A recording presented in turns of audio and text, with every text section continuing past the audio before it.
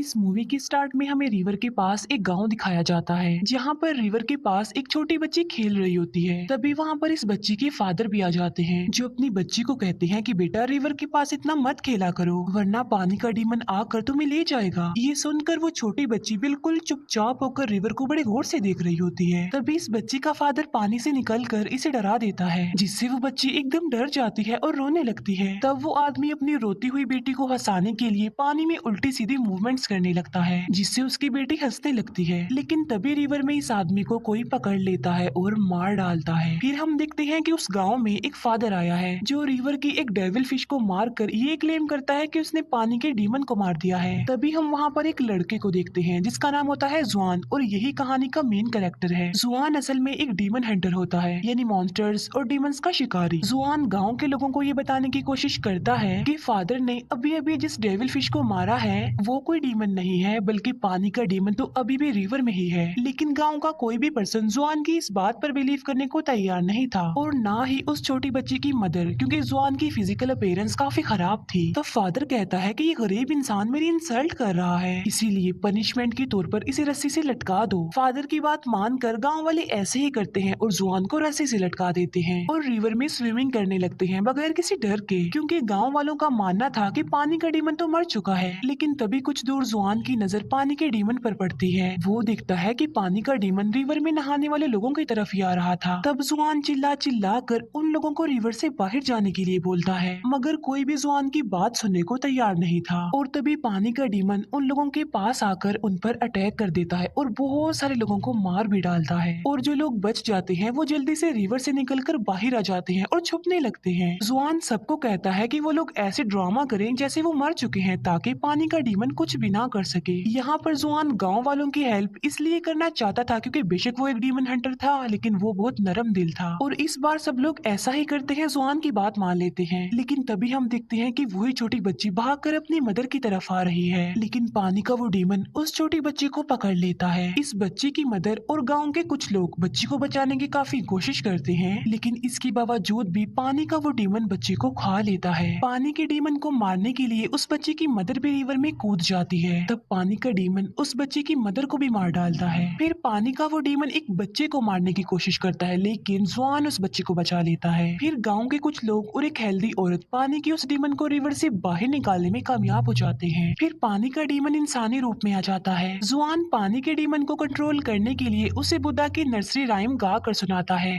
लेकिन पानी का डीमन अपने कंट्रोल से बाहर हो जाता है और वो जुआन को मारने लगता है। तभी वहाँ पर एक लड़की आ जाती है जिसका नाम डुआन होता है और ये भी जुआन की तरह एक डीमन हंटर थी लेकिन वो जुआन की तरह नरम दिल नहीं थी क्योंकि उसे किसी पर तरस नहीं आता था और वो सबको कैद कर लेती थी। तब डुआन पानी के डीमन को बहुत ज्यादा मारती है और उसे अपने जादू से पानी की छोटी सी डीमन डॉल में बदल देती है। ये देखकर गाँव के सब लोग डुआन को थैंक्स बोलते हैं। फिर डुआन जुआन से पूछती है कि तुम कौन हो, जिस पर जुआन खुद को इंट्रोड्यूस करवाता है कि मैं भी एक डीमन हंटर हूँ और वो डुआन को बुद्धा की वो नर्सरी राइम्स वाली बुक भी दिखाता है। ये देखकर डुआन हंसती है और वो जुआन को अपना जादुई कंगन दिखाती है और इसके बाद डुआन वहाँ से चली जाती है। इसके बाद जुआन अपने सीनियर के पास आता है और उनको पानी के डीमन के बारे में बताता है लेकिन जुआन के जो सीनियर होते हैं वो तो ऑलरेडी सब कुछ जानते थे। वो जुआन को बताते हैं कि एक वक्त ऐसा था जब पानी का डीमन अच्छे दिल का मालिक था। फिर एक दिन पानी के डीमन ने एक बच्चे को बचाया जो कि रिवर में डूब रहा था लेकिन लोगों ने समझा कि पानी का डीमन उस बच्चे को कैप्चर करने आया है, इसीलिए गांव वालों ने पानी के डीमन को मारकर उसकी डेड बॉडी को रिवर में ही फेंक दिया और बस उसी दिन के बाद वो गुस्से वाला पानी का डीमन बन गया। जुआन अपने सीनियर से पूछता है कि क्या बुद्धा की नर्सरी राइम्स वाकई पावरफुल हैं? जिस पर सीनियर कहता है कि जी हाँ बिल्कुल, ये बहुत ज्यादा पावरफुल है क्योंकि इसकी मदद से कोई भी डीमन दोबारा से अच्छे दिल का मालिक बन सकता है। जुआन कहता है कि मैं भी बाकी डीमन हंटर्स की तरह डीमंस को मारना चाहता हूँ, जिस पर जुआन का सीनियर उसे ऐसा करने से मना कर देता है और कहते हैं कि मारना कोई सोल्यूशन नहीं है बल्कि किसी भी डीमन को रिलैक्स करने के लिए उसे अच्छा बनाने के लिए बुद्धा की जो राइम्स है वही सबसे अच्छा सोल्यूशन है। इसके बाद हमें एक कपल दिखाया जाता है जो जंगल में बने एक रेस्टोरेंट में आते हैं लेकिन जैसे ही वो रेस्टोरेंट में एंटर करते हैं रेस्टोरेंट का दरवाजा अपने आप से ही बंद हो जाता है। उस रेस्टोरेंट में उन लोगों के अलावा और कोई भी नहीं था।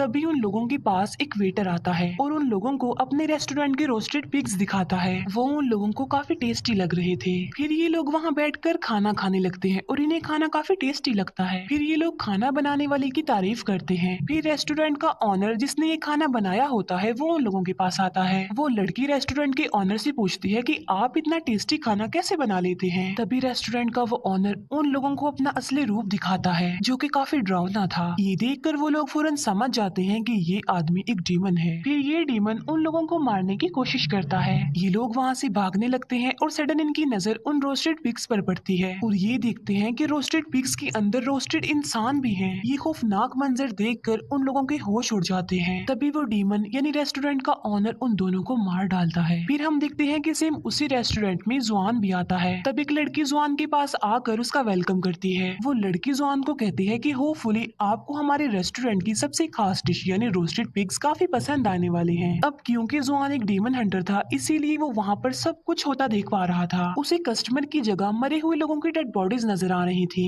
और तो और रोस्टेड पिग्स में वो रोस्टेड इंसान भी देख पा रहा था। तब जुआन उस लड़की को कहता है कि अब बस कर दो, तुम्हारी गेम ओवर हो चुकी है। मैं जानता हूँ कि तुम एक डीमन हो। ये सुनकर वो लड़की जुआन को मारने की कोशिश करती है लेकिन तभी वहाँ पर डुआन आ जाती है और वो अपने जादुई कंगन की मदद से एक एक करके सारे डीमंस को मार डालती है। इसके बाद वहाँ पर रेस्टोरेंट का ऑनर आ जाता है और डुआन उसे भी काफी मारती है और मजा चखाती है। यहाँ पर हम ये जान पाते हैं कि रेस्टोरेंट का जो ऑनर था वो असल में एक पिग डीमन था। डुआन पिग डीमन के दोनों हाथों को पकड़ लेती है और वो डुआन को कहती है कि इस पिग डीमन को सक कर लो। जुआन ऐसा ही करता है और वो उस पिग डीमन को सक कर लेता है। बाद में डुआन उस पिग डीमन को अपने अंदर खींच लेती है और अपने जादुई कपड़े से उस पिग डीमन को भी डॉल में तब्दील करने की कोशिश करती है लेकिन पिग डीमन तो कंट्रोल में नहीं आ रहा था। तब पिग डीमन अपने असली रूप में आ जाता है। तब इन दोनों को अपनी जान बचाने के लिए वहाँ से भागना पड़ता है। डुआन जुआन से अब प्यार करने लगी थी और वो उसके पास आने की कोशिश करती है लेकिन जुआन वहाँ से भाग जाता है।